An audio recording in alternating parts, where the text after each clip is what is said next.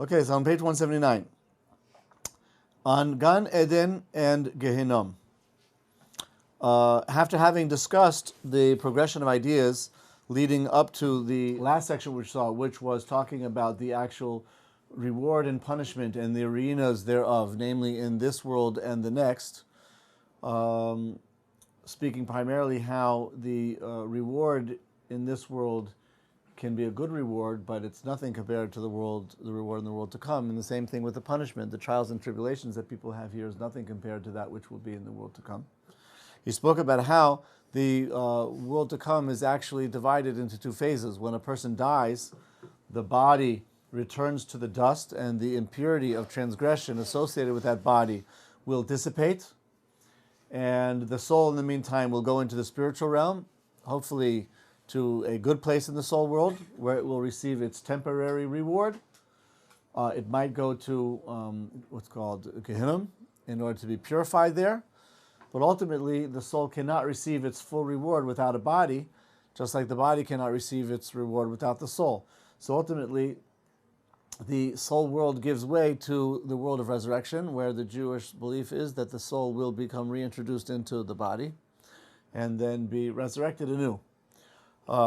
So that according to the opinion of the Ramchal here and others, which is the majority of the opinion, the world to come, the final phase of the world to come is going to be the world of resurrection, where there's going to be a perfect body-soul combination, and the distinction between physicality and spirituality will be eliminated, so that the reality will be a marriage and a union between the two, and that will represent the essential expression of divine perfection, where there is a spectrum, a very fluid spectrum of reality, from physical to spiritual, with no contradiction. And that will be the end state.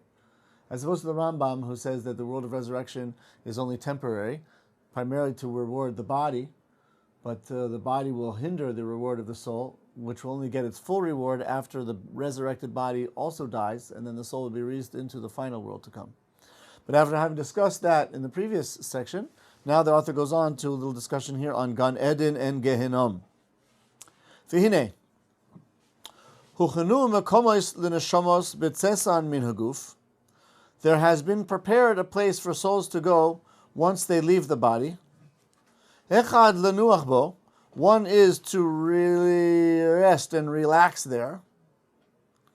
Doesn't really mean that, but it means to say one where the soul will be in a state of tranquility and serenity. Im zoche, if he merits it, adzman etchia, until the time of the resurrection. Vechad etzaref bo ba'onishin, and the other is to become purified there through the vehicle of punishment. Somebody asked me recently, if the Jewish concept is really not punitive but puritative, so what does onish mean, and why is that word used in connection with Gehinnom? What does that actually mean? Ein, nun, shin. What does that root mean? You know, Mordechai? Benjamin, what do you say? Onish. Ein, nun, shin. Punishment. Yeah, I'm saying, but what's the root mean? I mean, what does it mean? What does it really mean in terms of the root? Check it up in the meantime. Yeah, Ein Nun Shin. Because if it's really not punishment, it's punitive. It's puritative. So what does onish mean? Does onish convey punishment? Or purity. Or purity.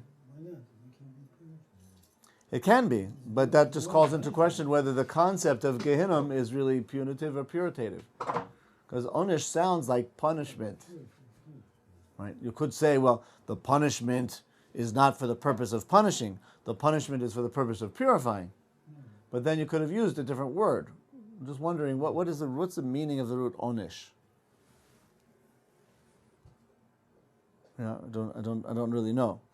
But in any case, here he clearly says that the purpose of Gehinnom is to purify through punishment. Im avonos ba, with the transgressions there, or on the soul, shemoinim osa, which actually hinder the soul, mi menucha, from attaining that tranquility and that serenity. V'hine, mokoim hamenucha Nikra Gan Eden. The place where the soul is at a state of serenity and tranquility, that is called Gan Eden. Gan Eden, the Garden of Eden. There was a Gan, Eden, Mikedem. The Torah talks about a Gan, a garden, which was in Eden, Mikedem, to the east. So, I don't know quite what the source is for calling the notion of the soul world as Gan Eden, which would really seem to be more like, if anything, associated with the world of resurrection. Right? Gan Eden, the Garden of Eden, was the state in this world where Adam and Eve lived in as close to possible as a perfected body-soul combination as possible. Right? Before having transgressed, if they had perfected themselves, they would have gotten to the epitome of the unity and perfection between body and soul. But they didn't. But at that state, they were in this world in the highest level that a man had ever achieved until they transgressed. But interestingly enough, we call the soul world, where the soul is without the body, Gan Eden. And what I'm getting at is, it seems like Gan Eden would seem to be a term that would be referring more to the world of resurrection. Why? Because Gan Eden was the state in this world where Adam and Eve had a nearly perfect body-soul combination. So why is that? I'm just wondering why traditionally that term Gan Eden is used to refer to the soul world, which is not that. What? Does that just go like with our own perception? Like, as far as we know, that's like the highest level that's ever been achieved. So, like, I don't know, we're very limited in what we can experience, of a soul world. So that's our closest reference. So we would call it what? So we would say, so the world of souls would be what, the highest levels of soul that we can kind of conceive. Right. Yeah. In the direction of Gan Eden, even if it's not quite there yet. Yeah. Okay. What were you going to say, Justin? I was going to say, why don't they just call it heaven? In English, for example? Yeah. Like Shemayim meaning? Yeah, Shemayim. Shemayim. Sometimes it is referred to as Shemayim. Sometimes it is referred to as Shemayim. But more specifically, it's Gan Eden. Yeah, why Gan Eden? Why not just Shemayim? Maybe because Shemayim also has the meaning of the actual like physical heavens, not just spiritual heavens, but the physical heavens. So maybe Gan Eden is a little more accurate. It's like a place which is it's separate and removed from our reality. Only two. There's one on earth. There's one on Gan Eden Elyon, Gan Eden Takton. Yeah. So where's the Gan Eden and Takton? I'm still looking. You're here. You're in it. Adam and Chava were there. You're also there. Yeah. And then when they sinned, they were demoted. So where's Gan Eden? So where's Gan Eden? You see that people walk on earth. They came to the opening there. The mouth is stealing, doesn't let people. The double-edged sword. It says the waters went out from there in gracious. Mm-hmm. Yeah, it's kind of a wild concept. I mean, certainly the Torah seems to be talking about some geographical location. Yeah, There was a place. It was located between the rivers. It was in the east. But where is that place? some say it's in North Machpelah. Some say that's the opening. The entrance to it. But that could be referring to an entrance to the spiritual Gan Eden. Yeah. Right? The neshamos go through there into Gan Eden, the spiritual Gan Eden. But where's the physical Gan Eden? When Adam and Eve were banished, it must have either metamorphosized into something else, which is not Gan Eden, or it itself was removed. Maybe that's why we call this state Gan Eden. Maybe it'll return back. Yeah. Yeah. That makes sense. And in other words, it's the place which, it's kind of like what you said, it's the place which is the closest to Gan Eden that exists, which is, it's really the Ullman and Neshamos. It's heaven. Well, we call it Gan Eden because it's the closest that we have to that state of Eden, and the Ullman and Neshamos is the way to get there. And maybe it's called that because that's really the way. That's what became the when Gan Eden in this world was dislocated, it went into the spiritual realm and took the form of Ullman and Neshamos. So that's why we call it Gan Eden. Yeah? When the world was in its earlier, more perfected state, that reality existed here in this world. When they transgressed, not only were they banished, but Gan Eden was removed. And there is no Gan Eden Tachto now, Mordechai, in a physical sense. The same thing with Gehenna. There's a place in Gehenna. It's not far from here. The church in Gai Ben Chinam, the valley Uh-huh. there. Yeah, that little hole in the earth with all that smoke coming out. Between the smoke coming between two palm trees. Uh-huh. Yeah. The Petach of Gehinnom. In any case, this is what I'm kind of suggesting, is that when the world was in an earlier, more perfected state, there was this reality here called Gan Eden. When they transgressed that reality, not only were they banished from that place, but that the dimension of that place was dislocated and transported into the spiritual realm. And that became what we call the Ullman Neshamos. And it's called Gan Eden because that is the equivalent of Gan Eden in the spirit of the Gan Eden in the spiritual realm, and it's part of heaven, and that's where the souls are going through in order to get back to Eden at the time of resurrection.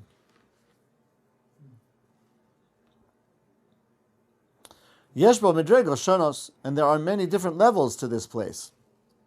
We spoke not too long ago that there's Gan Eden Elyon, Gan Eden Tachton, 7 chambers to each one, a total of 14. I see here he's moving in that direction. V'yesh Gan Eden Tachton, v'Gan Eden Elyon. There's a lower Gan Eden and an upper Gan Eden. B'Tachton Yoshvos Neshamos B'Dmus Hagufim Shehayuvam. In the Gan Eden, a Tachton, you have dwelling there souls in the vision of the bodies in which they lived. And they derive pleasure there from many different types of tantalizing spiritual pleasures. So there is no actual body, of course. The body died and it was buried. But the mystical sources talk about how there is what's called a spiritual body, and it's a type of an ethereal mass.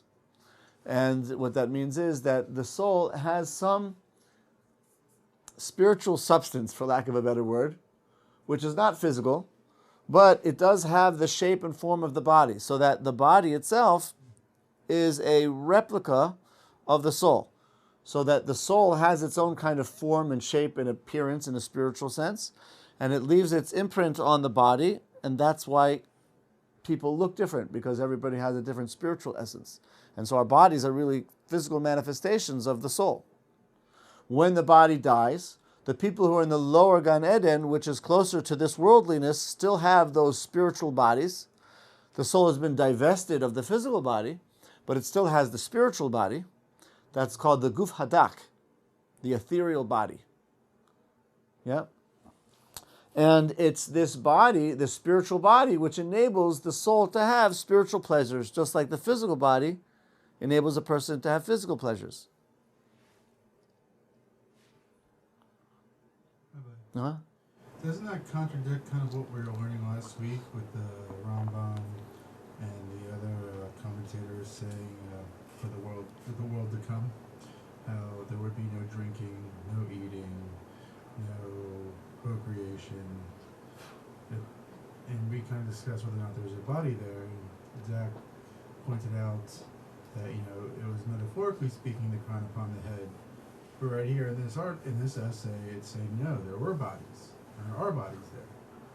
So that's a good point, but the distinction is that we're talking about spiritual bodies which have spiritual pleasure, and they're not eating or drinking, and they're not physical bodies. The person died, the body remained.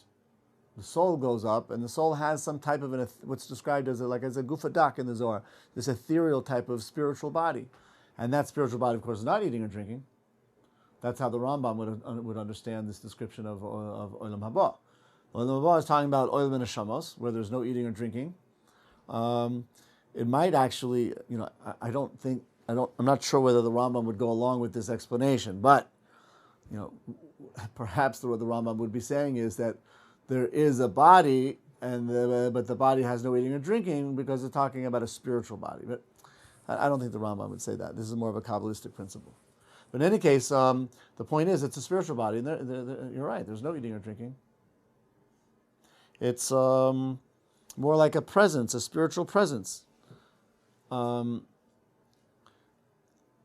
This ethereal body comes into play in certain circumstances where, for example, there's a Jewish belief in dibuk. I think we mentioned last week, we were talking about demons, the discussion of the Gemara, where Tamalion, the demon, was sent to help Rabbi Shimon Bar Yochai. And it did so by becoming a dibuk in the king's daughter. What's that called in English? To possess the king's daughter. And Rabbi Shimon Bar Yochai went and performed an exorcism to remove that demon. But there's an idea that there's such a thing. Souls can also possess. Souls can also possess.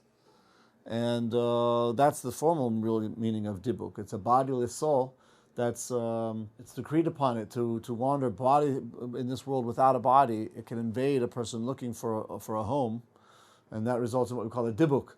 And one of the things that's documented about a dibuk is that when it leaves, it's sometimes viewed as a mobile type of a lump that leaves the person's body, from the eye, from the ear, sometimes from the extremities, the fingers or the toes.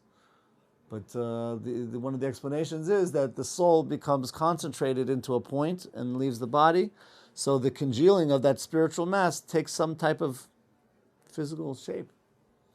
Another explanation is that we are aware of the presence of souls through their bodies. So that sometimes, you get this feeling like somebody's here, like somebody's watching, somebody's listening, you look around, you don't see anybody. But you feel that there is a Jewish belief in bodiless souls which are present and interacting in the world, and sometimes people can perceive them, even if it's indirectly.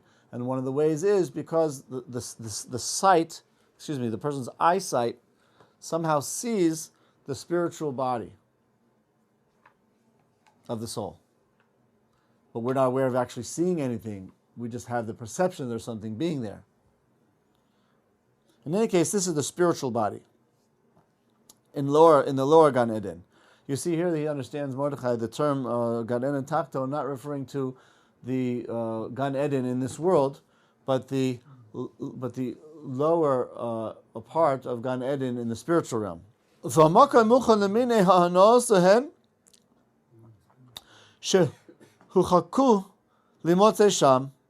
And that place was set up with many different types of pleasures which were decreed to be found there. Okay? It's not about 70 virgins, because that's not what we should be finding important. But spiritual pleasures there will be. Yeah, spiritual pleasures there will be. Uve Elyon, and in the upper Gan Eden, Yoshvos and Neshamos bebechinas Neshamos Mamish. In the upper realm of Gan Eden, the souls dwell there as pure souls. I understand it meaning entirely soul, without the spiritual body. And they also derive benefit from different types of spiritual pleasures. Gdolos v'nisgavois mihano shebetachton, which are greater and more elevated than those pleasures in the lower Gan Eden.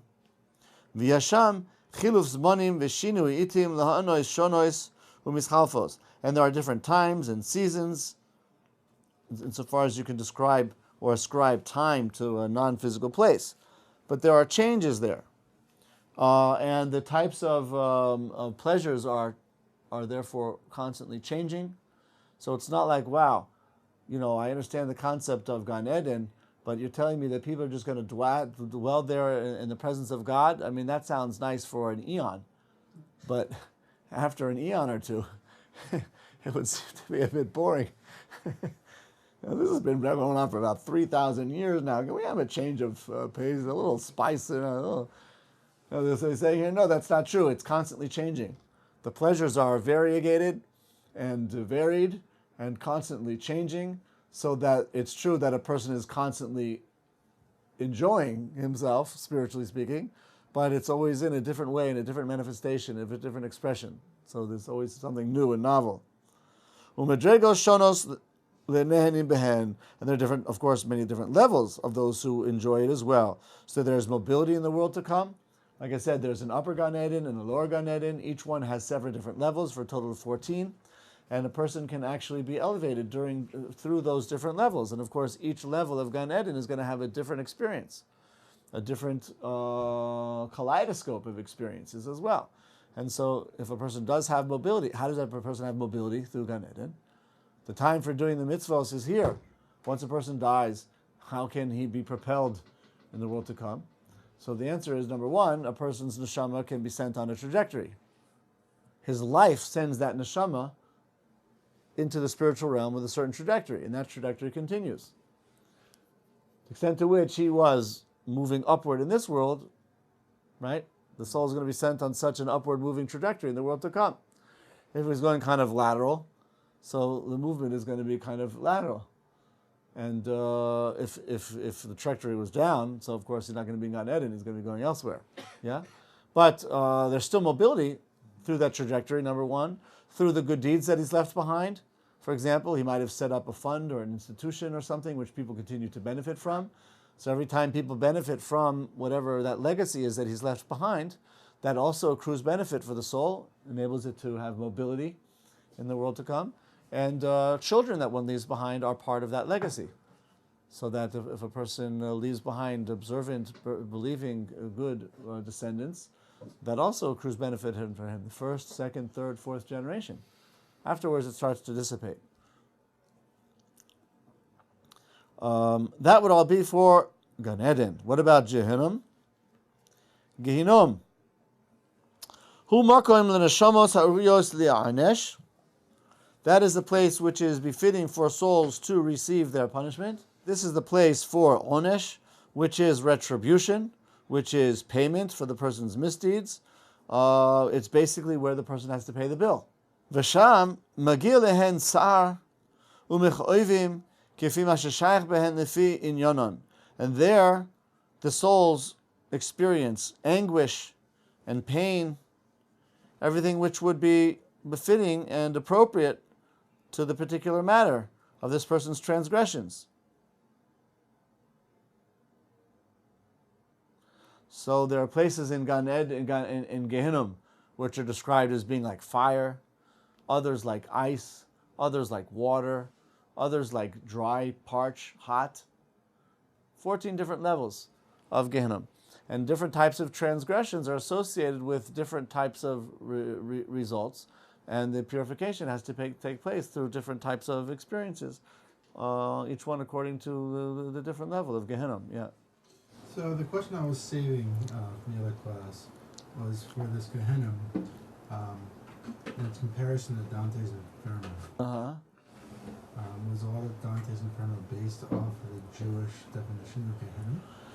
It would seem very much so, because Dante was writing in the Middle Ages in Italy, and Catholicism was very prevalent, and people had a very fervent belief in it. And of course, the sources, the roots of Catholicism were in Judaism, so that a lot of the teachings of Christianity are based on Jewish teachings.